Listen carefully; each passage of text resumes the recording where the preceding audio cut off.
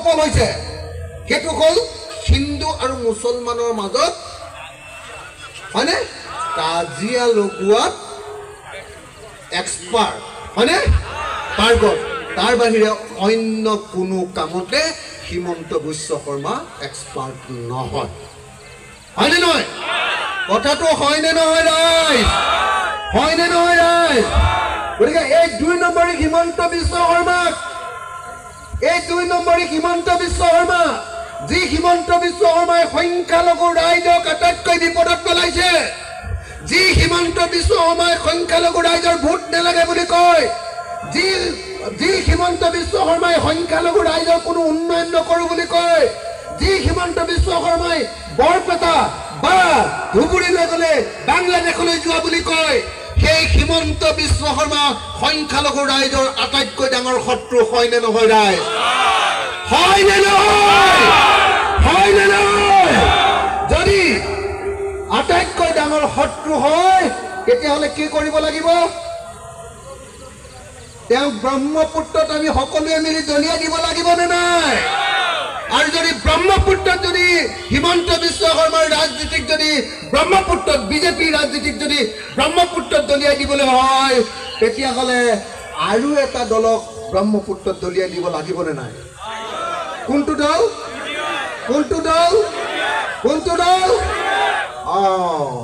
এতিয়া আপোনালোকৰ ইয়াত কোন আছে এমএলএ আপোনালোকৰ ইয়াত এমএলএ কোন কি নাম হা কি নাম মুজিবুৰ ৰহমান ওকে মুজিবুৰ ৰহমানটো একেবাৰে হিমন্ত বিশ্ব শৰ্মাৰ সৰু ভাই জানেনে নাই আপোনালোকে যেনেকে চাচা আৰু মামা আৰু ভাগিন জানেনে নাই আপোনালোকে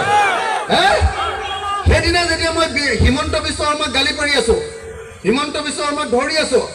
হিমন্ত বিশ্ব শৰ্মা যেতিয়া সেইদিনা আপোনালোকে নিশ্চয় গম পায় সেইদিনা যেতিয়া ধৰি আছো মই তেওঁ মানে কিবা হিন্দু মুছলমানৰ কিবা এটা কথা কৈ আছে কোনটো এইটো উচ্ছেদটো আছিলে নেকি হেৰিয়াৰ উচ্ছেদটো কচুতলিৰ উচ্ছেদটোক লৈ মই যেতিয়া ধৰি আছো একদম দপ দপাই আছো তেতিয়া মোক পিছফালৰ পৰা আপোনালোকৰ এমএলএ জনে মোক দম দিছে দম দি কৈছে ছাৰ এনেকৈ কৈছে অধ্যক্ষ ডাঙৰীয়াক কৈছে ছাৰ এই মানুহটোৱে সদায় দিগদাৰ কৰি থাকে এই মানুহটোক এক্সপেল কৰি দিয়ক ছাৰ এনেকৈ কৈছে মোৰ বিষয়ে কৈছে আপোনালোকৰ এমএলএ দেই তেতিয়া তেওঁৰ দলৰ আৰু কংগ্ৰেছ দলৰ সংখ্যালঘু আনবিলাক মুছলমান বিধায়কে থিয় হৈ তেওঁ কোৰ্টে দম দিছে ঐ তই কাৰ এজেণ্টগিৰি কৰিছ তই কাৰ দালালি কৰিছ বুলি তই মনে মনে বহি থাক বুলি দম দিলে তেতিয়াহে তেওঁ মনে মনে বহি আছে কথাটো বুজিছে নাই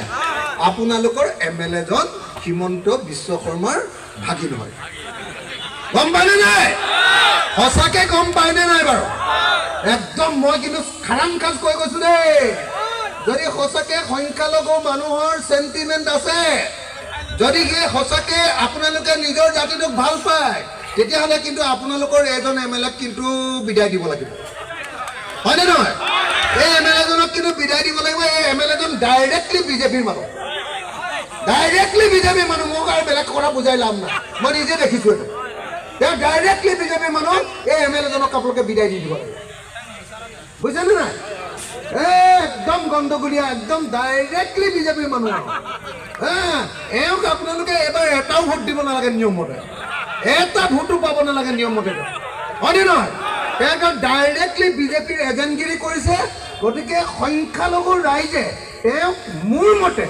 এটা ভোটো পাব নালাগে তেওঁ ৱাইফৰ ভোটটো নিয়মমতে পাব নালাগে হয়নে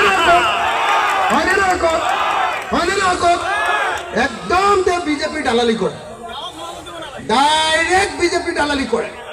মানে মই এইটো কিন্তু বেলেগ এমএলএ হ'লে নকলোহেঁতেন মই কিন্তু আপোনালোকৰ এমএলএ জনৰ ক্ষেত্ৰত চিধা চিধি কৈ দিছো তেওঁ কিন্তু ডাইৰেক্টলি বিজেপিৰ এমএলএ কি দালালি কৰে দেই শ্ৰদ্ধেয় ৰাইজ মই বহুত দীঘলীয়া নকৰোঁ কিন্তু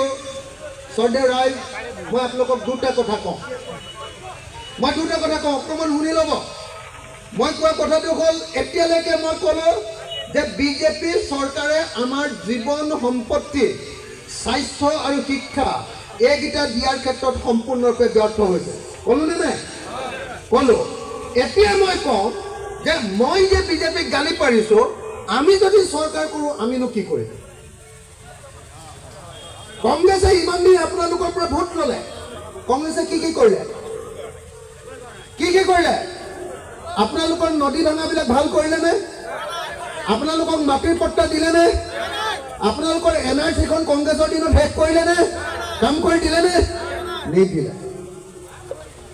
আপোনালোকে গোটেই জীৱন কংগ্ৰেছক ভোট দিছে, কিন্তু কংগ্ৰেছে আপোনালোকৰ কাৰণে সঁচা সঁচিকে সংখ্যালঘু ৰাইজৰ কাৰণে কাম কৰি দিয়া নাই, হয়নে?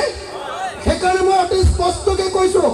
এইবাৰ আমি হয়তো কংগ্ৰেছৰ লগতে একেলগতে আগবাঢ়ি যাম আৰু যিখন চৰকাৰ হ'ব সেই চৰকাৰখনত হয়তো আমিও থাকিম, কিন্তু মই স্পষ্টকৈ কৈ গৈছোঁ, যদি এইবাৰ আমাৰ চৰকাৰ হয়, সকলো মানুহৰ কাৰণে 5টা কাম কৰিম। 5টা কাম। 1 নম্বৰ কাম, অসমৰ সকলো ভাৰতীয় বৈধ নাগৰিকক মাটিৰ সকলো মানুহকে জাত ধৰ্ম বৰ্ণ ভাষা নিৰ্বিশেষে সকলো ভাৰতীয় বৈধ নাগৰিককে মাটিৰ পট্টা সকলোকে দি দিয়া হ'ব। নম্বৰ 1। নম্বৰ 2, প্ৰত্যেক টুকুৰা মাটিত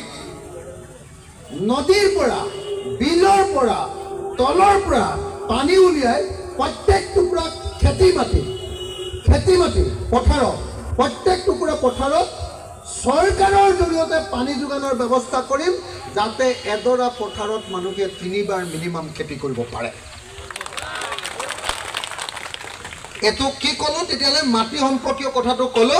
যে আমাৰ যদি চৰকাৰ হয়, 5 বছৰৰ ভিতৰত অসমৰ সকলো মানুহকে সকলো খেতিয়কে মাটিৰ পট্টা দিয়া হ'ব আৰু 5 বছৰৰ ভিতৰতে অসমৰ সকলো পথাৰতে পানী যোগানৰ ব্যৱস্থা কৰা হ'ব।